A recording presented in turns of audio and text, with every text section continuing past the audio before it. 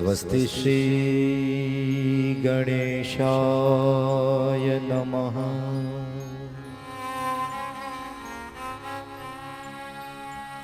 श्री सरस्वत्यै नमः।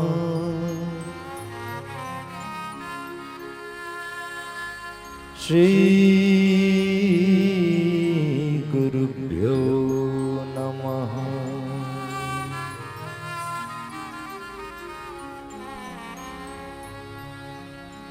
वंशे विभूषितकरान्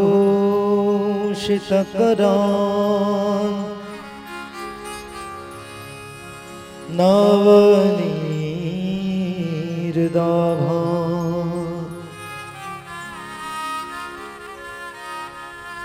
पीताम्बरादरुणबिम्ब फलाधरोष्ठा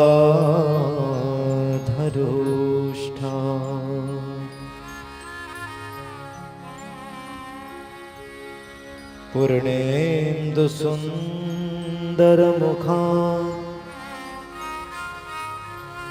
अरविन्दनेत्रा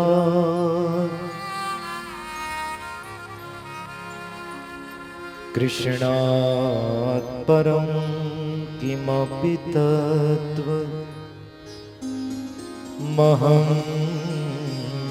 न जाने।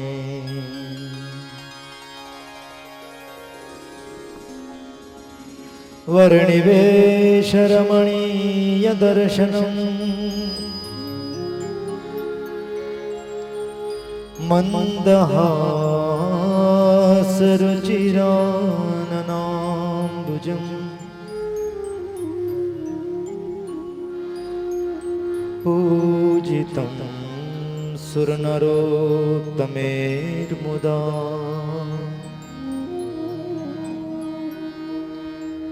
धर्मनन्दनमहं विचिन्तये।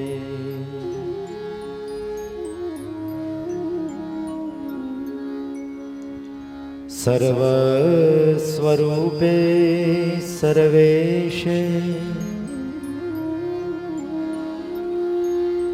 सर्वशक्ति समन्विते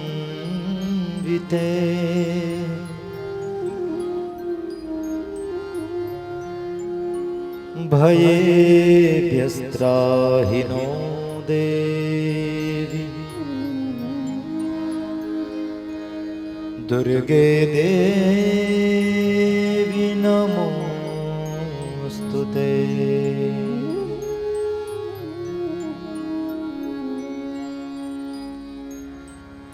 अखण्डमण्डलाकारम् व्याप्तं येन चराचरम्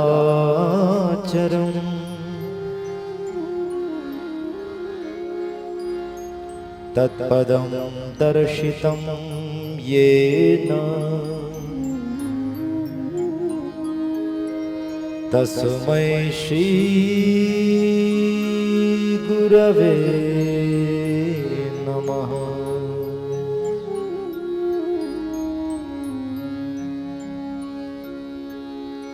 श्री स्वामिनारायणाय नमो नमः। श्री हरिकृष्णाय नमो नमः।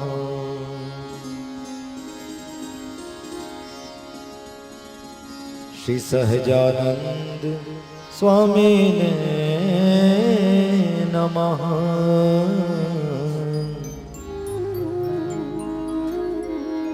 श्री प्रगट पुरुषोत्तमाय नमो नमः।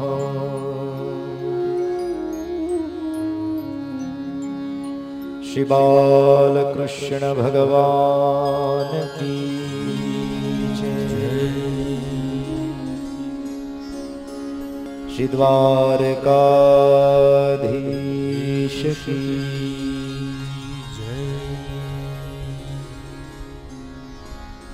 श्री रामचंद्र भगवान की जय।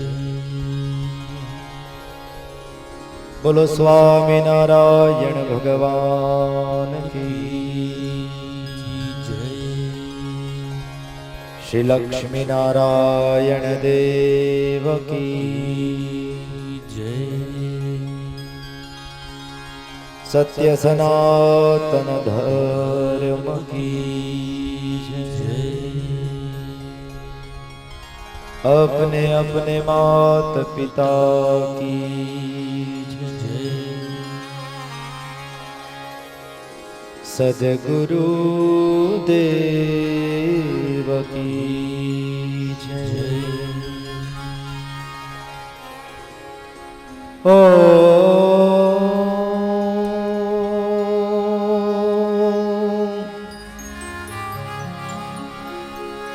नमः पार्वती पतये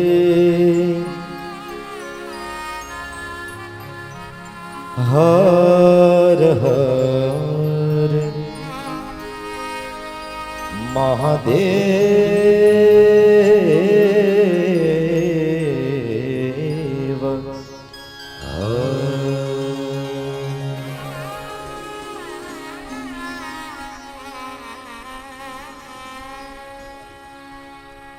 करारविन्देन पदारविन्दं मुखारविन्दे विनिवेशयन्तं वटस्य पत्रस्य पुटे शयनं श्रीबालं मुकुन्दं मनसा स्मरामि श्रीबालं मुकुन्दं मनसा स्मरामि। श्रीकृष्ण गोविन्द हरे मुरारे हे नाथ नारायण वासुदेव जिह्वे पिबस्वा मृतमे तदेव गोविन्द दामोदरमाधवेति गोविन्द दामोदरमाधवेति।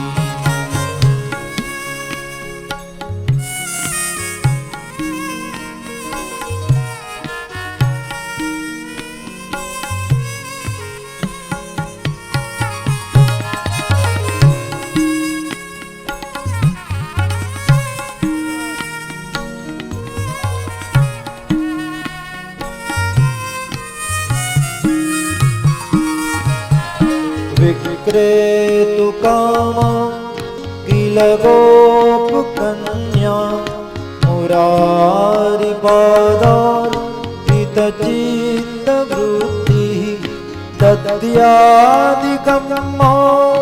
हवशाद्वोच गोविन्द दामोदर माधवेति। श्री गोविन्द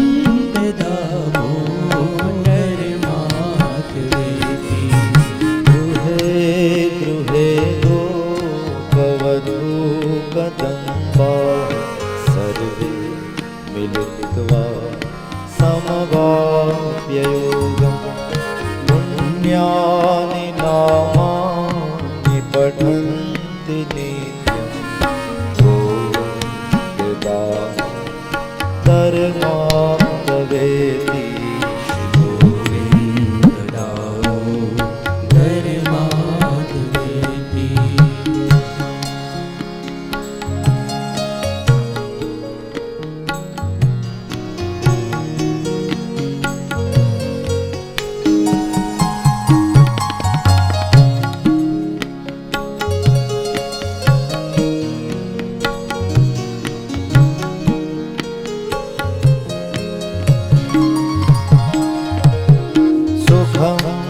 शयाना निलये निजेपि नामानि विष्णो प्रवदन्ति मर्त्या ते निश्चितं तन्मयतां व्रजन्ति श्री गोविंद दामोदर माधवेति श्री गोविंद दामोदर माधवेति जिह्वे सदैवं भज सुन्दराणि नामानि कृष्णस्य मनोहराणि समस्तभक्तान् विनाशनानि गोविन्द दामोदर माधवेति श्री गोविंद दामोदर माधवेति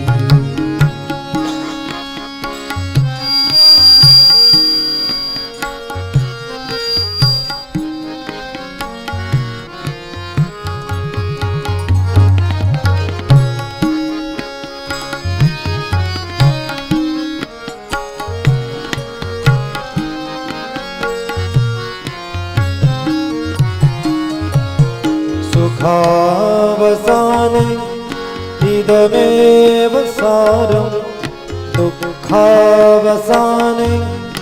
इदमेव ज्ञेयं देहावसाने इदमेव जाप्यं श्री गोविन्द दामोदर माधवेति श्री गोविंद दामोदर माधवेति जिह्वे रसग्ने मधुर प्रियात्वं सत्यं हितं त्वां परमं वदामि आवर्णयेथा मधुराक्षराणि श्री गोविन्द दामोदर माधवेति श्री गोविन्द दामोदर माधवेति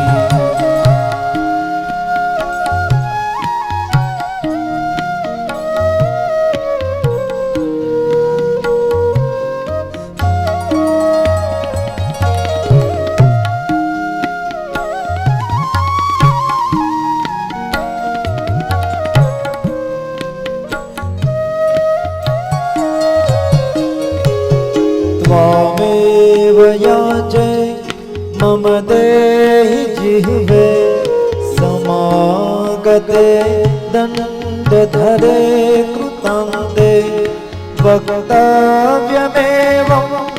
मधुरं सुभक्त्या गोविन्द दामोदर माधवेति श्री गोविंद दामोदर माधवेति श्रीकृष्ण राधा वर गोकुलेश गोपाल गोवर्धननाथ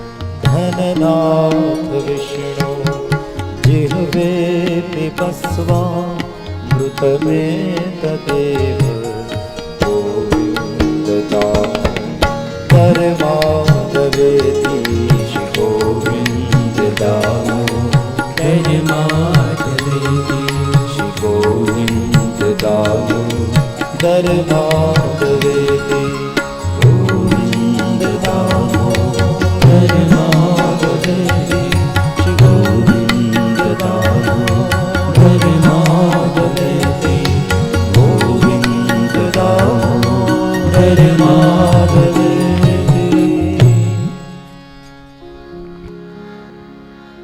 गोविन्द दामोदर स्तोत्र प्रेमथी पाठ जे करे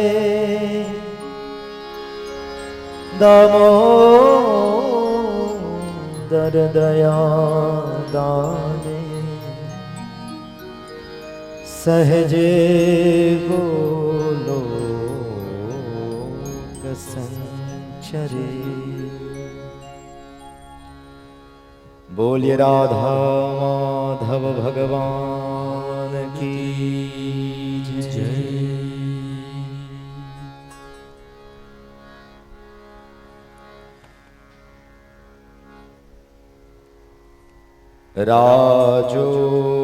राजोवाच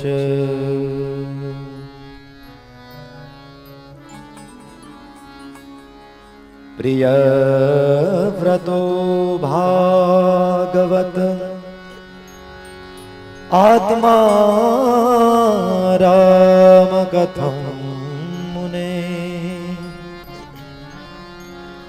गृहे रमतयन्मूलः कर्मबन्धः पराभवः। बोलिए व्यास नारायण भगवान की जय। श्री शुकदेव जी महाराज की जय।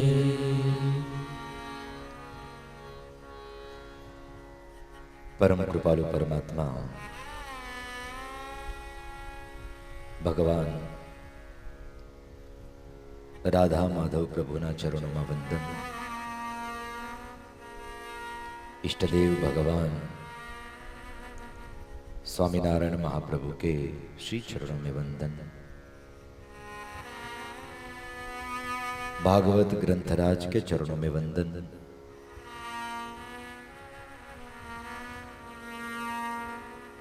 भगवान लक्ष्मी नारायण देव के चरणों में वंदन। वड़ताल लक्ष्मी नारायण देव गादी पीठाधिपति परम पूज्य धर्म धुरंधर 1008 आचार्य प्रवर्षि अजेंद्र प्रसाद जी महाराज श्री उनके चरणों में वंदन। असौ पूज्य मातुश्री उनके चरणों में वंदन। समस्त धर्मकूल उनके चरणों में वंदन। इस कथा के आयोजक परिवार ऐसे समस्त द्विवेदी परिवार को अभिनंदन।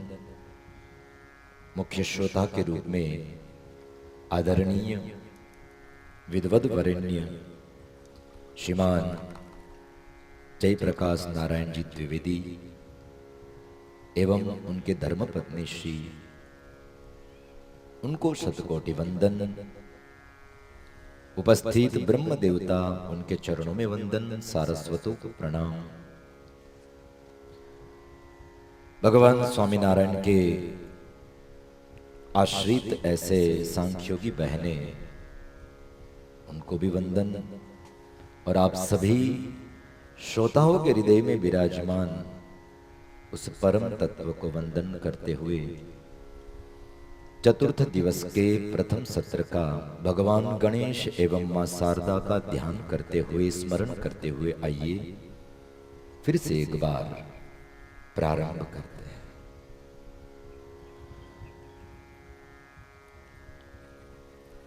महर्षि वेद व्यास जी का मन है श्रीमद् भागवत। वैष्णवों का परम धन है श्रीमद् भागवत। इसे कोई किस्सा या कहानी मत समझना, क्योंकि भगवान कृष्ण का जीवन है श्रीमद् भागवत।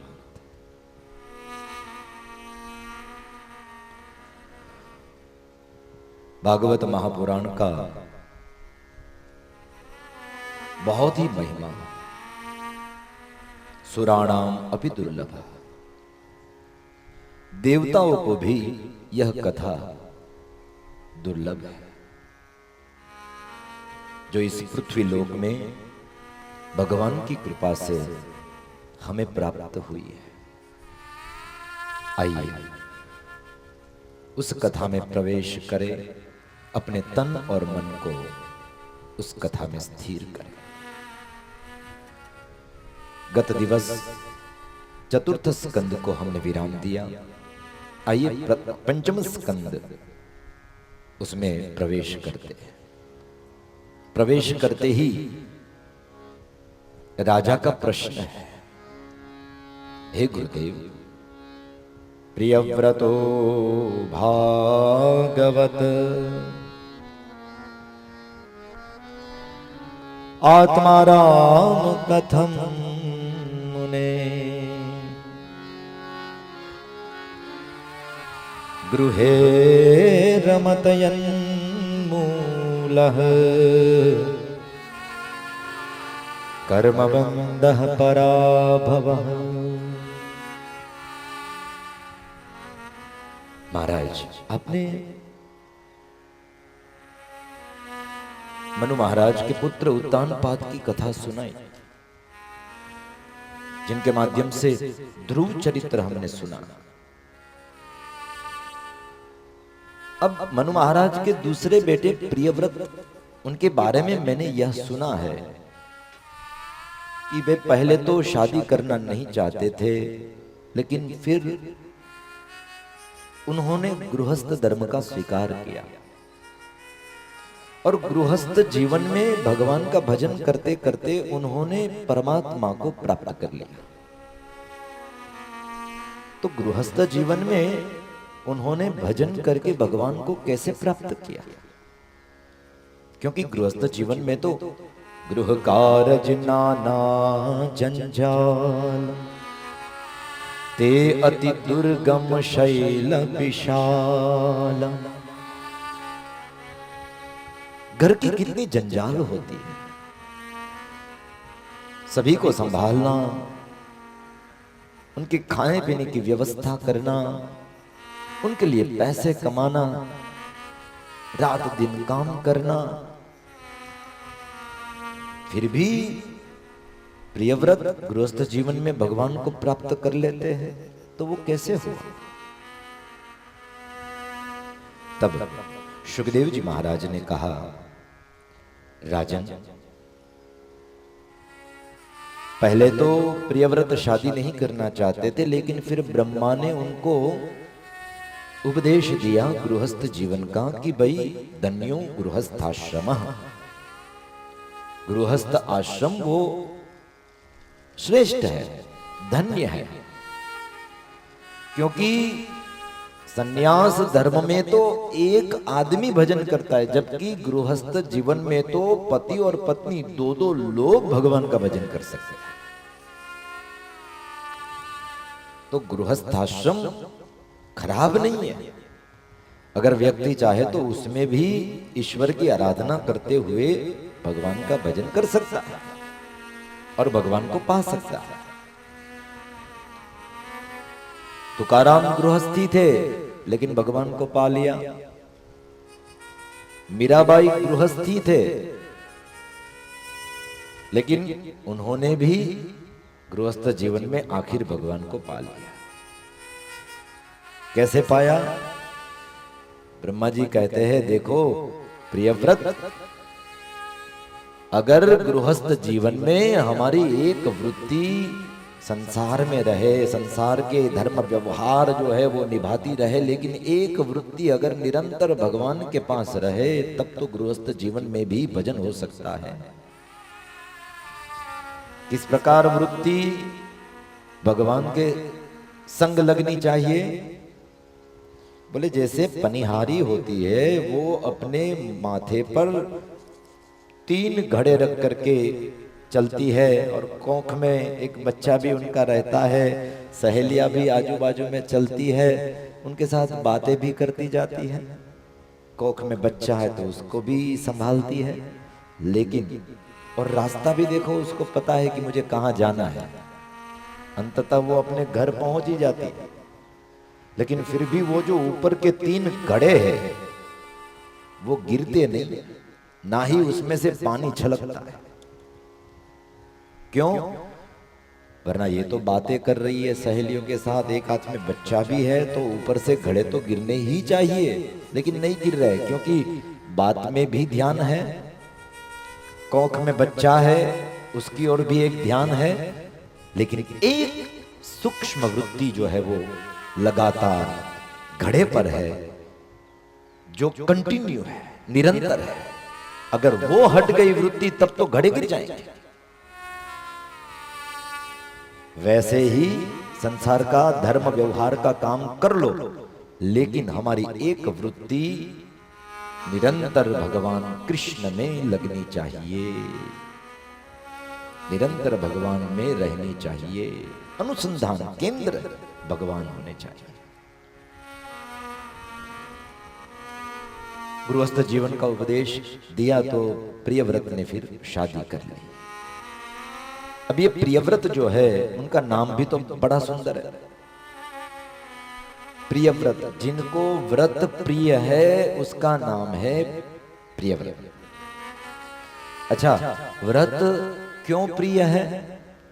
क्योंकि प्रियव्रत ये सोच रहे हैं कि ये व्रत जो है वो मेरे ठाकुर जी को बहुत प्रिय है, इसलिए प्रियव्रत को व्रत प्रिय है। हमारे व्रत, हमारे तप, हमारे जप, हमारे साधना उपासना, वो सब निज स्वार्थ के लिए नहीं होना चाहिए, भगवत प्रसन्नता के लिए हमारी सब साधना होनी चाहिए।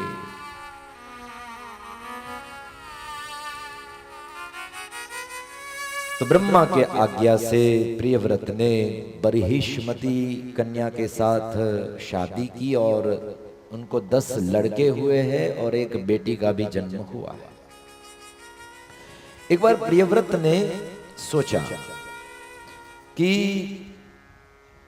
मैं देख रहा हूं कि जहां पर सूर्य होता है वहां पर तो उजाला होता है, लेकिन पृथ्वी के एक हिस्से में अंधेरा ही अंधेरा होता है। तो ये मैं चक्रवर्ती सम्राट हूं, पूरी वसुंधरा पे मेरा राज्य है, मैं ऐसा नहीं होने दूंगा। आधी पृथ्वी में अंधेरा क्यों? पूरी पृथ्वी में प्रकाश होना चाहिए। तो प्रियव्रत ने ज्योतिर्मय चक्र से युक्त ऐसा रथ उसके पास था, उस पर बैठा और पृथ्वी के चक्कर लगाए। इतनी तेजी से वो रथ भगा रहा है और जो रथ के ज्योतिर्मय पहिए है वो पहिए पृथ्वी पर लकीर खींचते जा रहा है। महाराज, उस पहियों में से ज्योतिर्मय चक्र है तो इतना प्रकाश फैला, इतना प्रकाश फैला, चारों ओर उजियारा हो गया।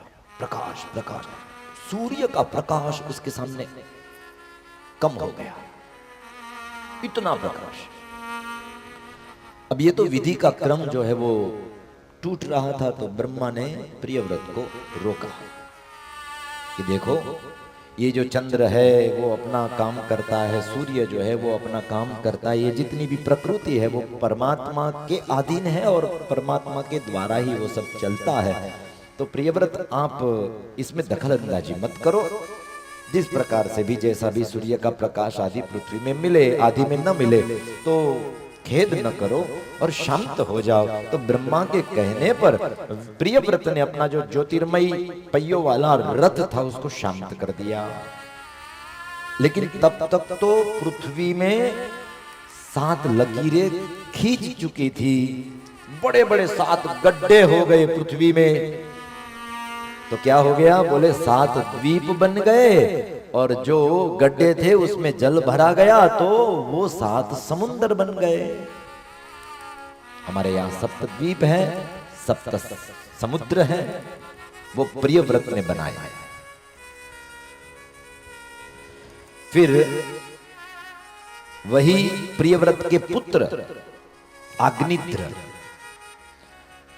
उन्होंने शादी की तो उनके 9 पुत्र हुए और उन 9 पुत्रों के द्वारा फिर जो 7 द्वीप थे, हाँ, उसमें से नवखंड धरती का निर्माण होगा। जी हाँ, नवखंड धरती का निर्माण अग्निद्र के 9 पुत्र जो है उन्होंने किया और फिर एक एक खंड जो था वो 9 के 9 पुत्रों ने संभाल लिया, उसका शासन जो था वो संभाल लिया। तो जो 7 द्वीप है उसमें से हम लोग इस वक्त जम्बू द्वीप में रहते हैं और इस जम्बू द्वीप के अधिष्ठायक जो देव है वो है नर नारायण देव। वो जम्बू द्वीप के अधिष्ठायक देव है, मुख्य देव है।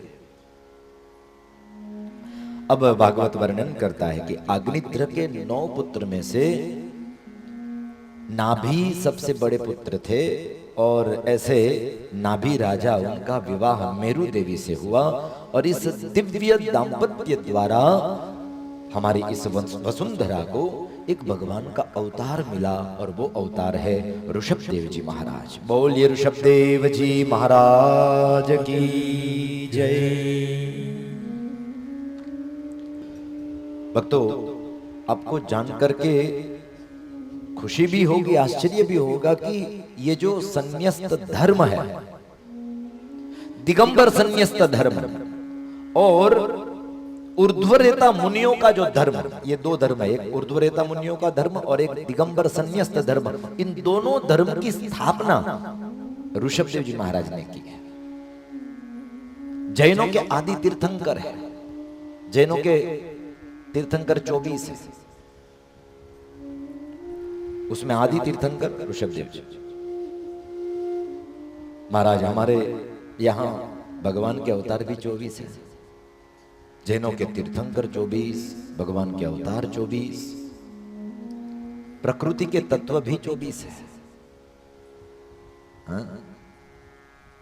गायत्री मंत्र में अक्षर भी 24 है। अक्षर 24 परम पुनीता, इनमें बसे शास्त्र श्रुति गीता।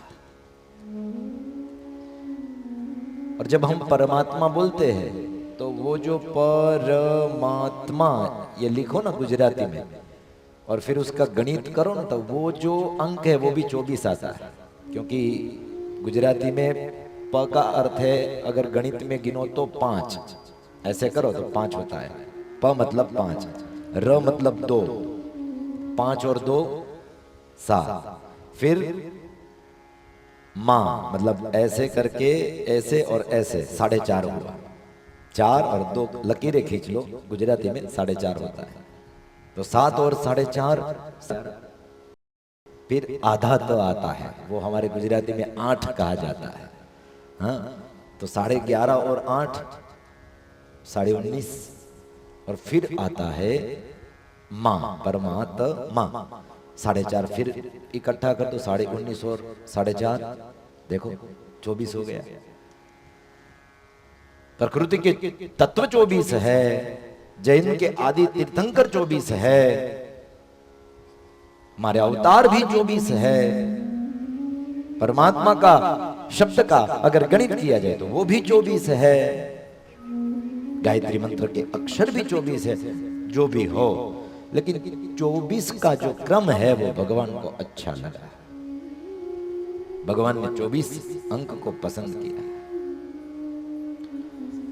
अब ऋषभदेव जी महाराज, उनका भी विवाह हुआ है, भगवान के अवतार है।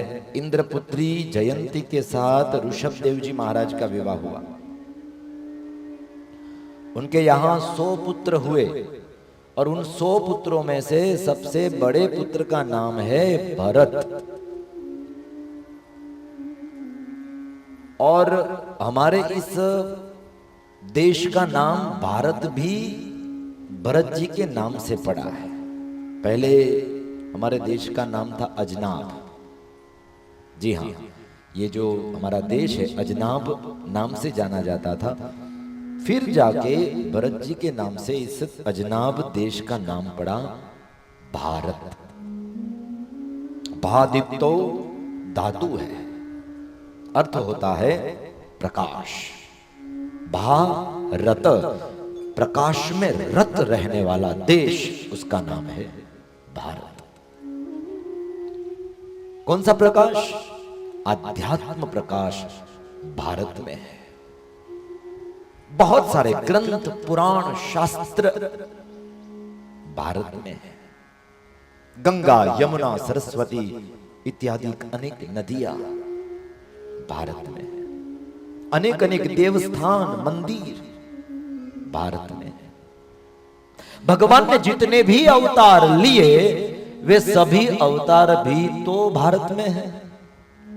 महाराज बताओ, एक भी अवतार अमेरिका में हुआ हो? एक भी अवतार जर्मनी में हुआ हो, न्यूजीलैंड में हुआ हो, ऑस्ट्रेलिया में हुआ हो? ऐसा एक अवतार तो बताओ।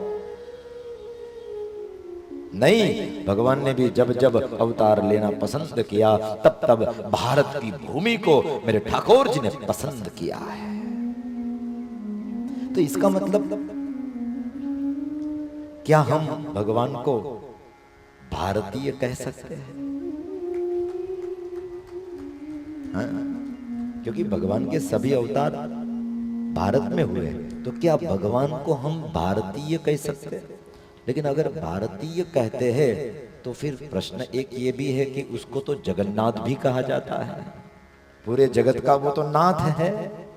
तो जो जगत का नाथ है उसको आप भारतीय बोल करके केवल भारत देश तक सीमित कैसे रख सकते हो? जगन्नाथ है तो वो नाम का, उस नाम की सिद्धि भी तो होनी चाहिए। देखो भगवान भारतीय तो है, ये तो पक्की बात, लेकिन भगवान जगन्नाथ भी है, पूरे विश्व के नाथ है। कैसे? बोले हमारा जो पूरा शरीर है, उस शरीर में हाथ है, पांव है, आंखें है, कान है, पूरा अलग अलग अंगों से ये पूरा हमारा शरीर जो है वो बना है। हृदय भी है। अब मैं आपको ये कहूं कि अगर मान लीजिए अकस्मात वश हमारा हाथ कट गया तो क्या हम मर जाएंगे? नहीं मरेंगे। हाथ कट जाए तो भी इंसान जिंदा रहता है। ऐसे कटे हुए हाथ वाले बहुत से लोग हमने देखे। मान लीजिए हमारा पांव कट जाए तो भी हम जिंदा रह सकते हैं, क्योंकि बहुत से ऐसे अपंग हमें, विकलांग हमें दिखाई देते हैं। अगर मान लीजिए हमारी आंखें चली जाए फिर भी जिंदा तो रहेंगे। आंखें चली गई इसका मतलब ये नहीं हम मर जाएंगे, लेकिन भक्तों याद रखना, अगर हृदय में हार्ट अटैक आ गया तो बात खत्म, तब जीवित नहीं रहेंगे। तो मैं ये कहना चाहता हूं, ये पूरा जगत जो है वो भगवान का ही अंग है, लेकिन भारत देश भगवान का हृदय है। और इसीलिए भारत में ही आध्यात्मिकता है। याद रखना, भारत देश में से जब आध्यात्मिकता चली गई पूरा विश्व नास्तिक हो जाएगा। अगर भारत देश में से हमारी सनातनी संस्कृति चली गई, हमारे वेद शास्त्र पुराणों का पारंपरिक ज्ञान जो है वो अगर चला गया, याद रखना पूरी दुनिया में अंधकार छा जाएगा। ये आध्यात्म देश है, ये भारत है, प्रकाश में रत रहने वाला देश, खुद भी प्रकाश में रत रहता है, दूसरे देशों को भी ये प्रकाश देता है अध्यात्म का, क्योंकि अध्यात्म की सबसे बड़ी संपदा हमारे भारत देश में है। और इसीलिए तो बड़े बड़े स्वर्ग के देवता भी महाराज भारत देश में जन्म लेना चाहते हैं। वे देवता भी स्वर्ग में हम मनुष्यों की बातें करते हैं। अरे पृथ्वी लोक के ये मनुष्य, उसमें भी भारत देश में जन्मे हुए ये जितने भी मनुष्य है वो भाग्यशाली है, भाग्यशाली है। क्यों? क्योंकि कुछ चीजें जो है वो स्वर्ग लोक में देवताओं को भी नहीं मिलती। और वो चीज क्या है? भागवत वर्णन करते हुए कहता है, न यत्र वैकुंठ कथा सुधा पगा, न साधवो भागवता तदाश्रया, न यत्र यज्ञेश मखा महोत्सवा, सुरेश लोकोपि न वै ससेव्यता। देखो स्वर्ग के देवताओं को भी ये चीज नहीं मिलती है जो हम सभी मनुष्यों को मिलती है। कौन सी चीज? न यत्र वैकुंठ कथा सुधा पगा। स्वर्ग में भगवान की कथा जो है वो देवताओं को नहीं मिलती। कहते न साधवो भागवता तदाश्रया। स्वर्ग लोक में देवताओं को संतों के दर्शन नहीं होते महाराज। संतों के दर्शन तो हमें केवल भारत देश में होते हैं, इस वसुंधरा में, पृथ्वी में होते हैं। न यत्र यज्ञेश मखा महोत्सवा। स्वर्ग में यज्ञ नहीं होते। यज्ञ जो है वो हमारी भूमि में होते हैं, पृथ्वी लोक में होते हैं। और फिर कहा महोत्सवा, बड़े बड़े महोत्सव। फिर वो जन्माष्टमी का महोत्सव हो, रामनवमी का महोत्सव हो, हमारे जितने भी हिंदू पारंपरिक त्योहार है उसका हम धूमधाम से महोत्सव मनाते हैं। और भगवान स्वामीनारायण कहते हैं, स्वामीनारायण संप्रदाय कहता है कि हम महोत्सव क्यों मनाते हैं? उत्सव किस लिए? उत्सव इसलिए कि अगर अंत समय में उस उत्सव में चल रहे एक भी चरित्र का दिमाग में स्मरण हो गया अंत समय में, हाँ, तो भी हमें भगवान का लोक प्राप्त हो जाएगा। महोत्सव तो ये सब भारत भूमि में होते। सुरेश लोकोपि न वैस सेव्यताम्, देवताओं को भी ये दुर्लभ होता है। देवता भी लालायित रहते हैं कि हमें भारत भूमि में जन्म मिले, और इसीलिए तो देवताओं ने जन्म लिया भी। भगवान आ रहे थे धरातल में कृष्ण बन करके, तो देवताओं ने भी दोनों हाथ जोड़ करके कहा, महाराज आप वहां चले जाएंगे तो हम यहाँ क्या करेंगे? हमें भी भारत देश में आपके साथ हमें भी जन्म लेना है। तो भगवान ने थोड़ा हंस दिया, मैं आपको पुरुष न बनाऊं और स्त्री बना दूं तो? देवताओं ने कहा ठीक है, हम स्त्रियां बनेंगे। ठीक है, तो गोपियां बन करके जन्म धारण करने लगो। फिर वे सभी देवता गोपी बन करके आए, क्योंकि भगवान ने जब रास उत्सव किया ना, उस वक्त 3 तरह के गोपियां जो थी वो थी रास में। एक देवरूपा गोपी, जो देव गोपी बने थे और धरातल में प्रकट हुए भगवान कृष्ण के साथ, वो देवरूपा गोपी है। फिर एक ऋषि रूपा गोपी, जितने बड़े बड़े ऋषि मुनि थे वे सब स्त्री बन करके आए, तो वो ऋषि रूपा गोपी है। और तीसरे साधन सिद्धा गोपी, कुछ साधक थे, भगवान ने करुणा करके उनको भी गोपी बनाया। हाँ, और कोई सिद्ध थे तो भगवान ने उन सिद्धों को भी गोपी बनाया। तो वे सब आए वो साधन सिद्धा। तो बड़े बड़े देवता भी भारत देश की प्रशंसा करते हैं, ऐसा हमारा देश महान है। बोलिए भारत माता की जय। जहां डाल डाल पर सोने की चिड़िया करती है बसेरा, वो भारत देश है मेरा, वो भारत देश है मेरा।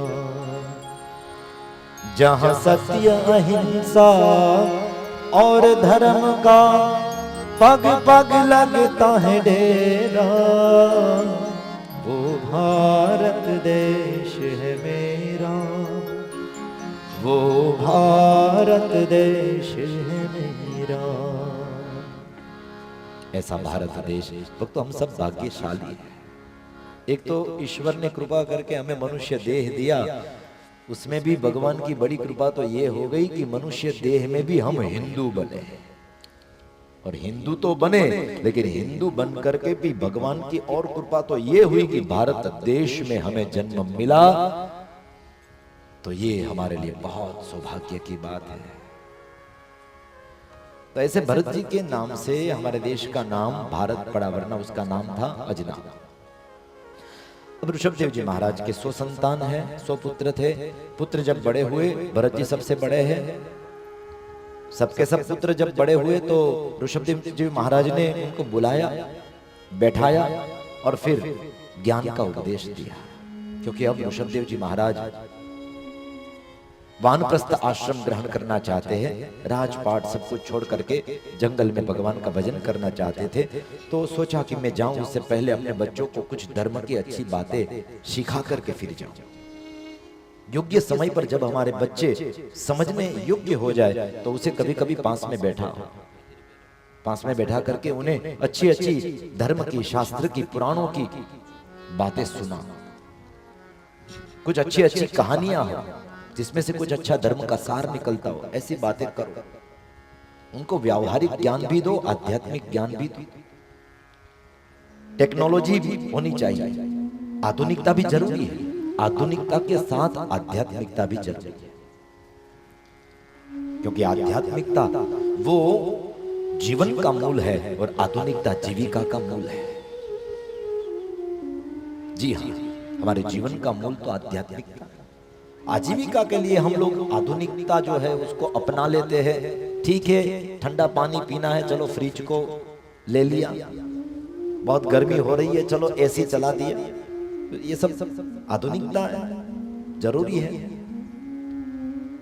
गिनती करने में आजकल लोगों को आलस हो जाती है, चलो कैलकुलेटर, आधुनिकता है।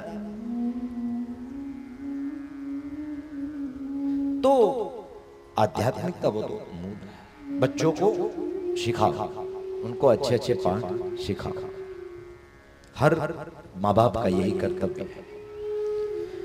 लेकिन आजकल समाज में परिस्थिति धीरे धीरे बिगड़ती जा रही है। महाराज, दुख होता है जब जानते हैं कि बाप जो है वो भी मोबाइल में लगा हुआ होता है, उनका बच्चा जो है वो भी पास में बैठ करके मोबाइल में लगा हुआ होता है। दोनों बाप बेटे गूगल में घूमते हैं, लेकिन भगवान की बातों में कोई घूमता नहीं।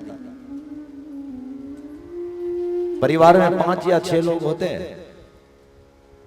पहले ये मोबाइल वगैरह सब चक्कर नहीं था तो कितनी शांति थी, कितना अच्छा था कि परिवार के 5-6 सदस्य साथ में बैठ करके बातें करते थे। हाँ, पूरे दिन में जो जो प्रवृत्ति हुई हो उसके बारे में चर्चा करते थे। कुछ अच्छी अच्छी धर्ममयी बातें भी हो जाती थी। लेकिन महाराज, आजकल मोबाइल का चक्कर ऐसा आ गया कि सारे के सारे जितने भी घर के सदस्य सबके हाथ में मोबाइल ही मोबाइल, और बस अपना अपना सब कमरे में बैठ करके काम ही किया करते हैं। टेक्नोलॉजी अच्छी है, आधुनिकता अच्छी है, मोबाइल भी अच्छा है, बुराई किसी की नहीं है, लेकिन हर एक चीज जो है उसका सही उपयोग होना चाहिए, पहली बात।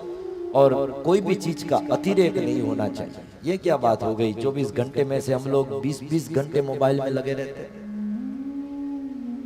मोबाइल लो, काम की चीज है तो 1-आध घंटा 2 घंटा उसका उपयोग कर लो।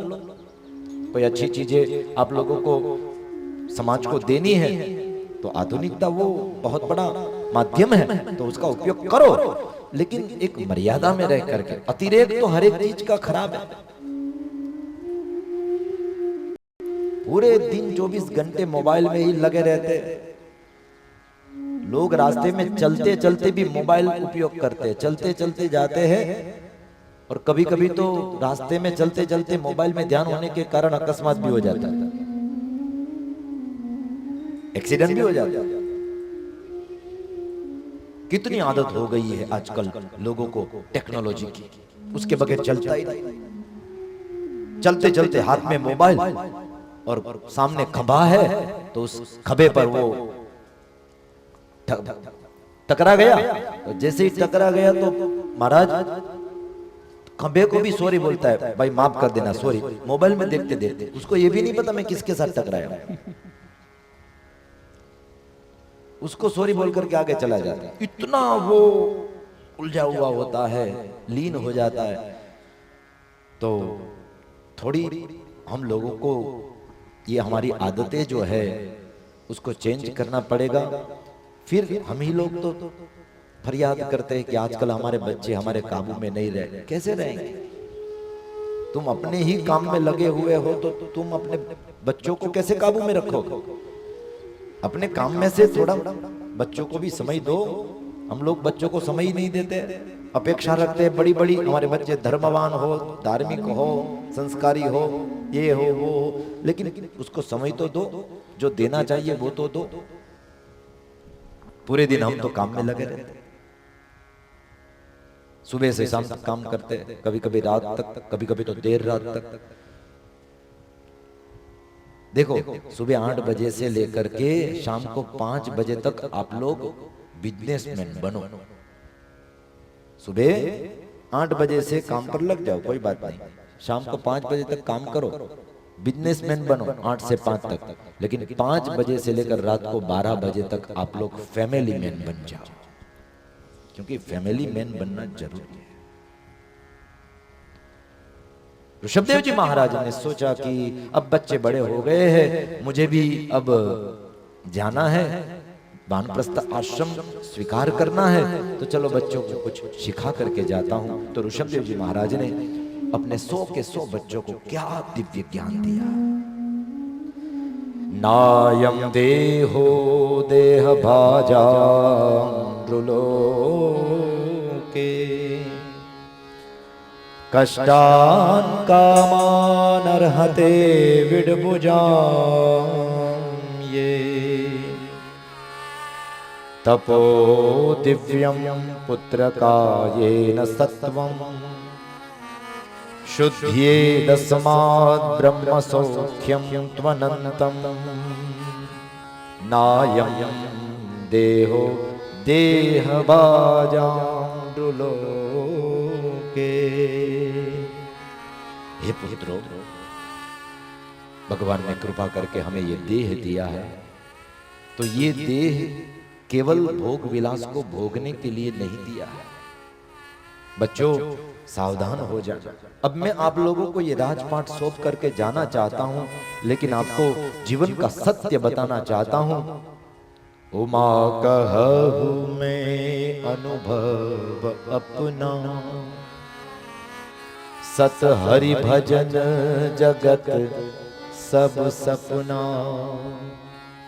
ऋषभदेव जी कहते हैं, बच्चों जीवन में केवल भगवान का भजन ही सत है और उसके अलावा बाकी सब कुछ असत है। और ये शिव जी ने उमा से कहा, गोस्वामी जी कहते हैं, शिव जी कहते हैं मां उमा से, उमा कहूं मैं अनुभव अपना। शिव जी का ये खुद का अनुभव है। क्या अनुभव? सत हरि भजन जगत सब सपना।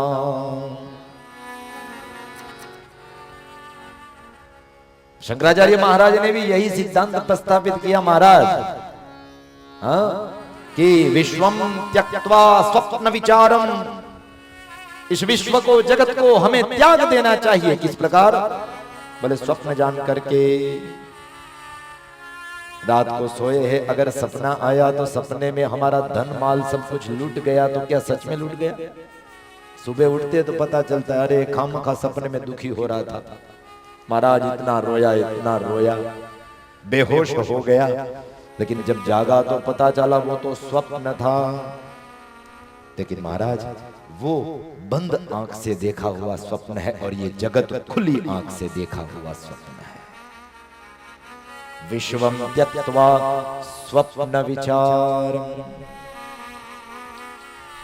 तो बच्चों जगत जो है वो नाशवंत है और जगदीश जो है वो सत्य तत्व है। उसी का भजन करो, उसी की आराधना करो। देह के भोग विलास में मत लगना। अगर कोई व्यवहार धर्म को निभाना हो तो सांसारिक क्रिया कर लो, लेकिन सांसारिक क्रिया करते करते अपने मन को अलिप्त रखना।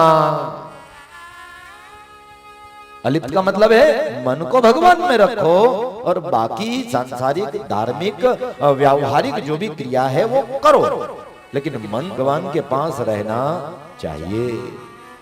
क्योंकि अगर हम कुछ भी क्रिया करेंगे लेकिन उस क्रिया में हमारा मन प्रभु के साथ जुड़ा रहा तो वो हर एक क्रिया भक्ति बन जाता है। तो क्रिया करो लेकिन क्रिया में मन जो है वो भगवान में ही लगाए। एक फायदा ये है कि अगर मन प्रभु में रहेगा और फिर हम क्रिया करेंगे तो उस क्रिया का हमें दोष नहीं लगेगा। महाराज जब मैंने ये बात कही तो एक बार एक युवान मेरे पास आया, मुझे कहने लगा आपने व्यासपीठ से ये निवेदन किया कि क्रिया करो लेकिन मन प्रभु में रखो तो क्रिया का दोष नहीं होता है। तो क्या कोई आदमी भगवान का नाम और भगवान का ध्यान करते करते किसी को चाकू मार दे तो वो भी तो क्रिया है, तो क्या चाकू मारने का फिर वो दोष नहीं लगेगा? वो क्रिया का दोष नहीं लगेगा? अगर नाम लेते हुए ध्यान करते हुए किसी को चाकू मारा गया तो? युवान है ऐसे प्रश्न करते हैं कभी कभी। तो थोड़ी देर के लिए तो मुझे भी लगा कि अब इसको क्या जवाब दूं, लेकिन फिर थोड़ा सोचा तो मुझे पता चला इसके प्रश्न में ही इसका जवाब है। क्या कहा उस युवान ने मुझे? बोले आपने निवेदन किया अगर आप क्रिया करो लेकिन मन को प्रभु के संग जोड़े रखो तो क्रिया का दोष नहीं है। तो अगर मैं भगवान का नाम लेते हुए, उनका ध्यान करते हुए किसी को चाकू मार दूं तो क्या मुझे दोष नहीं लगेगा उस क्रिया का?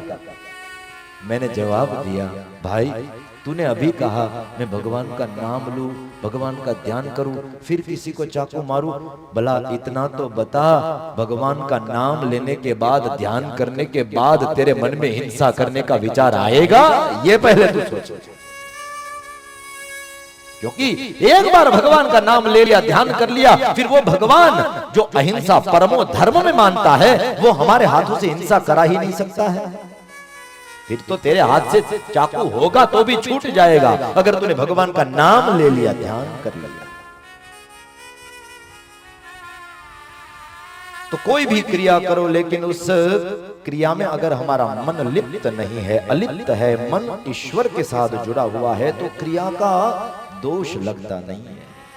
वैसे ही सांसारिक व्यावहारिक धर्म जो है, जो क्रियाएं है, वो निभाते रहना, लेकिन मन से हमेशा प्रभु के साथ जुड़े रहना।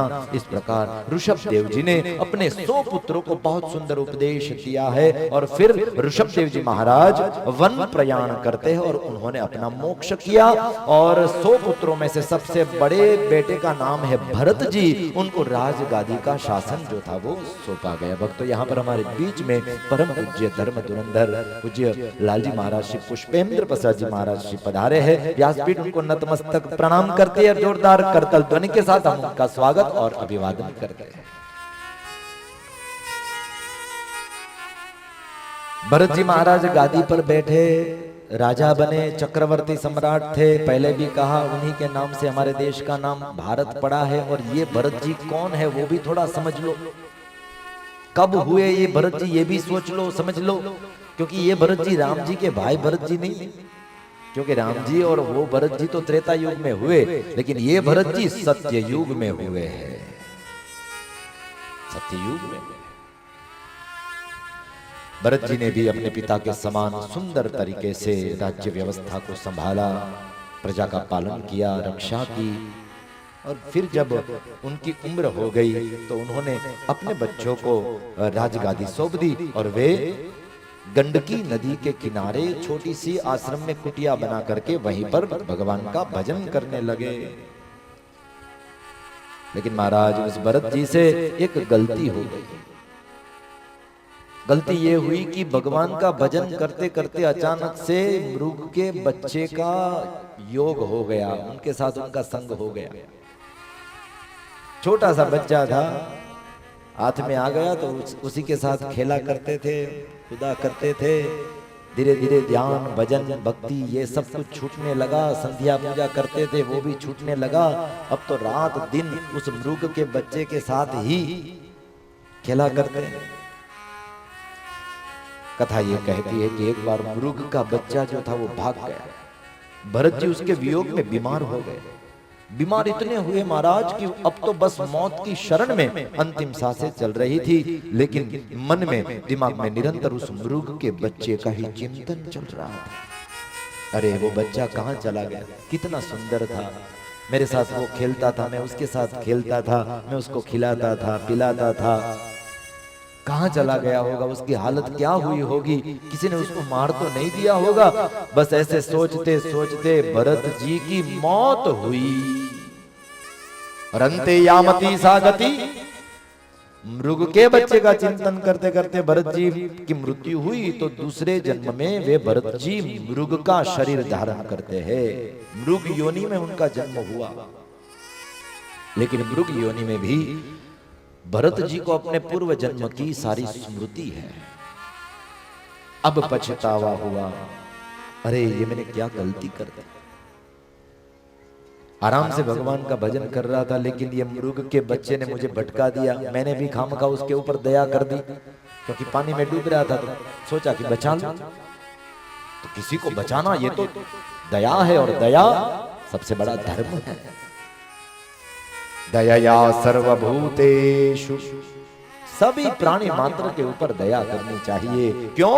क्योंकि दया धर्म का मूल है, पाप मूल अभिमान। तुलसीदान छांडिए जब लग गट में प्राण।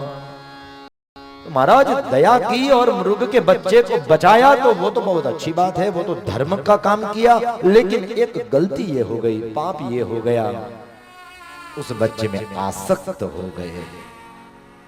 कोई भी चीज का अटैचमेंट देखो बर्बाद करेगा। इसीलिए शास्त्र कहता है संसार की हर एक चीज उसको भोगना पाप नहीं है, लेकिन उसमें लिप्त हो जाना, उसमें अटैच हो जाना, उसमें आसक्त हो जाना, ये पाप है। इसीलिए गीता में भगवान ने भी निरासक्ति का योग जो है वो अर्जुन को सिखाया। सब कुछ करो धर्म सम्मत, अधर्म करने की बात नहीं कर रहा हूं, गलत अर्थ मत पकड़ लेना। सब कुछ धर्म सम्मत करो, या तो व्यवहार धर्म सम्मत करो, लेकिन उसमें आसक्त नहीं होना। पछतावा हुआ भरत जी को, दुखी हुए। अब मृग शरीर में भी पूर्व जन्म की स्मृति थी, तो सोच लिया कि मैं तो बस मृग शरीर में भी भगवान का भजन करूंगा। तो मृग शरीर में भी वे भगवान का भजन ही कर रहे थे, और फिर मृग शरीर का भी उन्होंने त्याग कर दिया। फिर उनका तीसरा जन्म हुआ एक ब्राह्मण के यहाँ। उस ब्राह्मण को 2 पत्नी थी, उसमें से एक पत्नी से युगल जोड़ी जो है वो जन्म लेती है, जिसमें एक बेटा होता है, एक बेटी होती है। तो जो बेटा है वो खुद भरत जी है। दूसरी पत्नी ने भी लड़कों को जन्म दिया था, वे सब भरत जी के सौतेले भाई हैं। अब तीसरा जन्म हुआ महाराज। तीसरे जन्म में भी पूर्व जन्म की सारी स्मृति है भरत जी को। अरे बाप रे, पहले जन्म में राजा था,